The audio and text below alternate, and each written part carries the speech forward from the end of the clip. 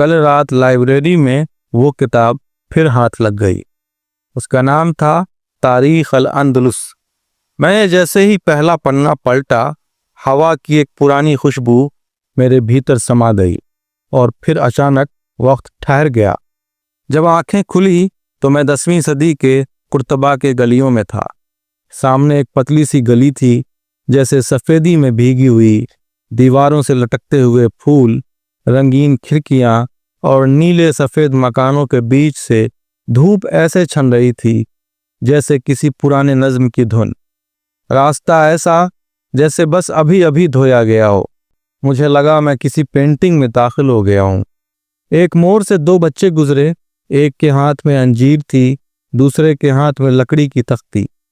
پیچھے سے ان کی ماں عربی میں کچھ کہہ رہی تھی، شاید یہ کہہ رہی تھی کہ جلدی کرو، مکتب کا وقت ہو گیا۔ بچے دوڑتے ہوئے اس گلی کے چھوڑ کی طرف نکل گئے، اور میں ان کے پیچھے چل پڑا، جیسے وہ راستہ مجھے کسی اور ہی دور میں لے جانے والا ہو۔ کچھ آگے بڑھا تو ایک کتابوں کی دکان ملی، کھلی ہوئی، کوئی تالا نہیں، کوئی بند دروازہ نہیں۔ اندر عربی، لیٹن اور ہیبرو میں لکھی کتابیں قدیمے سے سجی ہوئی تھیں۔ وہاں بیٹھا دکاندار مجھے دیکھ کر مسکرایا، کچھ پوچھنا چاہا مگر زبان ساتھ نہیں دے رہی تھی، لیکن ماحول بول رہا تھا۔ یہ شہر تالے نہیں لگاتا تھا، صرف کتابیں کھولتا تھا۔ تھوڑی ہی دور ایک چوک پر پہنچا، جہاں بیچوں بیچ فوارہ تھا، پانی دھیمے دھیمے کل کل کر رہا تھا، اور کنارے بیٹھا ایک بزرگ صوفی وضو کر رہا تھا۔ انہوں نے میری اور دیکھا، پھر مسکرا کر پوچھا، تم پہلی بار آئے ہو؟ میں نے سر ہلایا۔ انہوں نے آنکھیں بند کیں اور دھیمے سے کہا، تو سنو، یہ شہر تمہارے بھیتر جاگ جائے گا۔ پھر جیسے ہی میں گلی سے باہر نکلا، دور سے ایک آواز آئی، اذان کی۔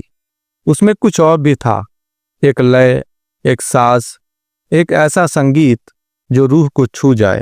میں اس آواز کے پیچھے چل پڑا اور سامنے آ کھڑا ہوا مسجد قرطبہ۔ عمارت اتنی عالیشان تھی کہ آنکھیں ٹکتی نہیں تھی، بہکتی تھی۔ لال پتھر، سفید سنگمرمر اور سینکڑوں کھمبوں کا جال، ہر کھمبا جیسے اتہاس کا گواہ۔ ہوا میں عجیب سی نمی تھی، جیسے دیواریں بھی سانس لے رہی ہوں۔ مجھے لگا جیسے یہ شہر زمین پر نہیں، کسی خیال میں بنا ہو۔ یہاں اینٹیں نہیں بولتی تھیں، تہذیب بولتی تھی۔ یہاں دیواریں محض دیواریں نہیں تھیں، وہ کتابیں تھیں، اور ان کی زبان علم تھی۔ اور پھر جیسے کسی نے جھنجھوڑ دیا، اٹھو، بہت دیر ہو گئی ہے۔ میں نے آنکھیں کھولی، کتاب میری گود میں تھی، مگر اس کا پہلا پنا اب بھی گرم تھا، جیسے وقت کا کوئی ٹکڑا اب بھی اس میں سانس لے رہا ہو۔